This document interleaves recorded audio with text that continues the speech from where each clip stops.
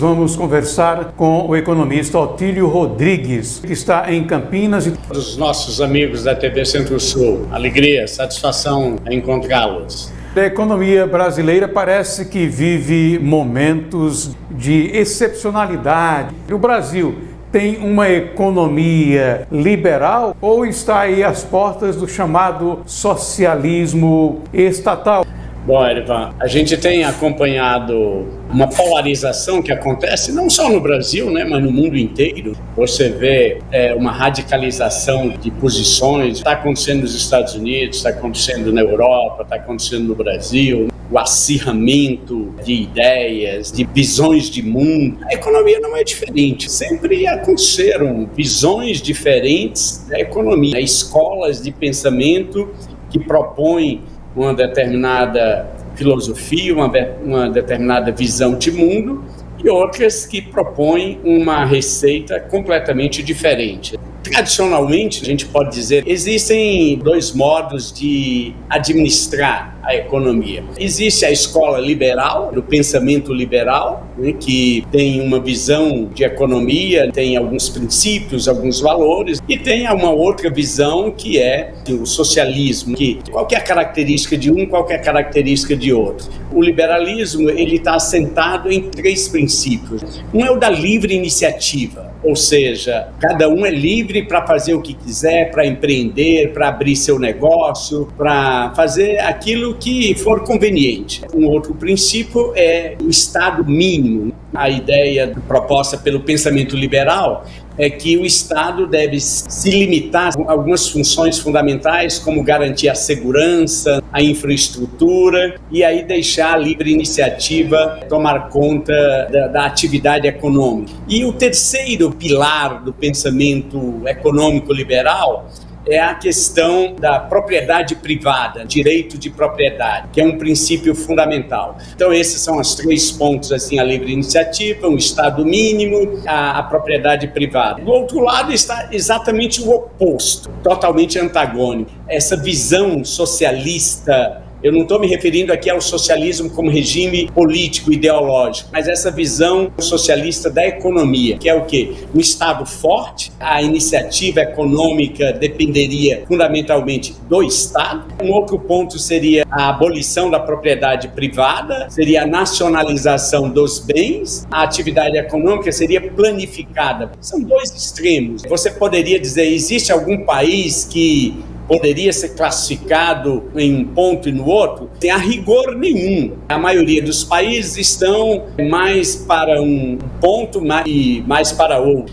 Teria talvez alguns poucos remanescentes do socialismo histórico, como Cuba, é uma economia socialista, seria assim um dos remanescentes, porque na verdade o socialismo histórico ruiu com o desmoronamento da União Soviética. Durante a década de 90 aconteceu isso, não se sustentou. O que nós observamos é que o discurso socialista ele é muito tentador. A gente observa que o ambiente acadêmico, as universidades, a maioria dos professores e mesmo da mídia, se você olha a academia, as grandes universidades e também a mídia, existe um pensamento socialista hegemônico, disfarçado. Porque o pensamento socialista, o discurso é maravilhoso. A ideia de que assim, o Estado planeja tudo, distribui segundo as possibilidades de cada um, como propunha o Karl Marx no Capital, no Manifesto Comunista. Há uma hegemonia do pensamento socialista na academia e na mídia que interfere no mundo real.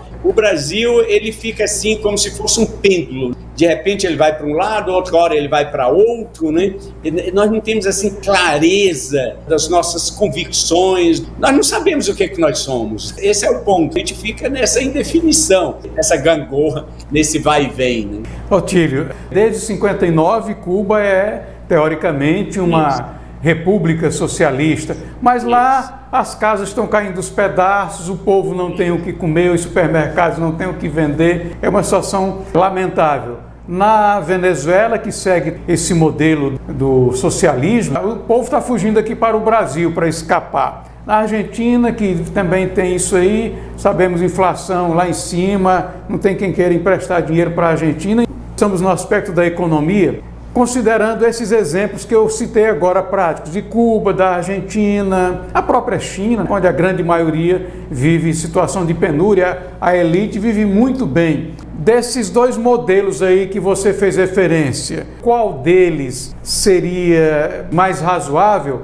Essa é uma discussão, Elivan, histórica que não vai ser respondida assim facilmente. Mas o que eu posso dizer, os regimes capitalistas, eles se caracterizam na liberdade. Qual é o valor mais importante do regime capitalista? É a liberdade, é a livre iniciativa, é a livre expressão do pensamento, porque as democracias liberais também se confundem com o próprio capitalismo. Se tiver que definir o regime socialista em uma palavra, seria igualdade. É claro, quando você olha o exemplo histórico, se você olha, por exemplo, Cuba, você não pode negar que tiveram algumas conquistas, alguns avanços, porque se não tivesse nenhuma, seria insustentável. Alguma coisa eles conseguiram. Por exemplo, né, na educação e na saúde, eles têm bons índices.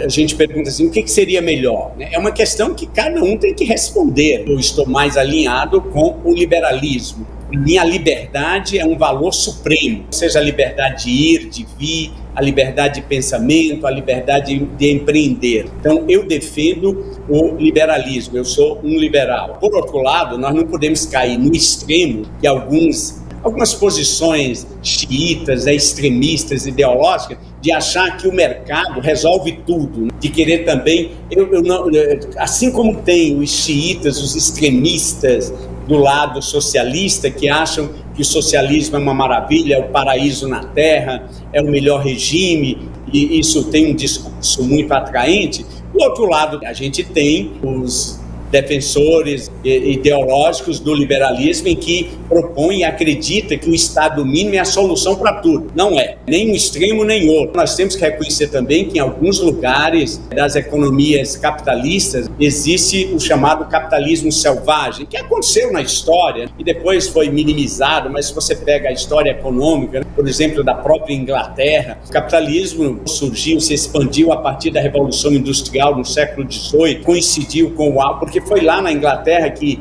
se originou a Revolução Industrial, que deu a base material, tecnológica, científica para crescer o regime de produção capitalista. Eu diria que hoje a gente, para se posicionar, o melhor seria um certo equilíbrio, né? Sem essa de ficar defendendo que a solução para tudo é a livre iniciativa, o capitalismo puro, é o Estado mínimo, né? Eu não defendo essas ideias extremistas, né? Mas eu diria, sem dúvida, que se a gente pudesse conseguir um regime em que preserve-se as liberdades, porque tem alguns mitos, né, que são cultivados, por exemplo, de achar que no regime capitalista é o regime que tem a meritocracia, que os melhores...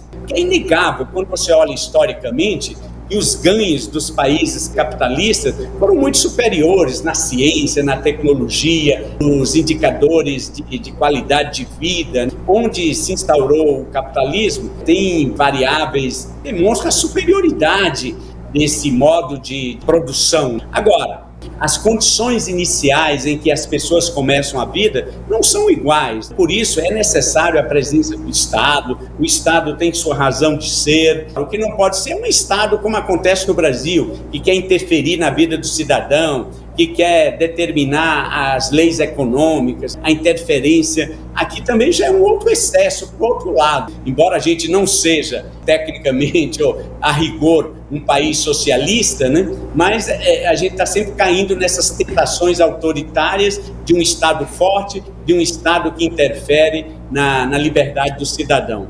Mas um meio termo sempre seria a melhor solução.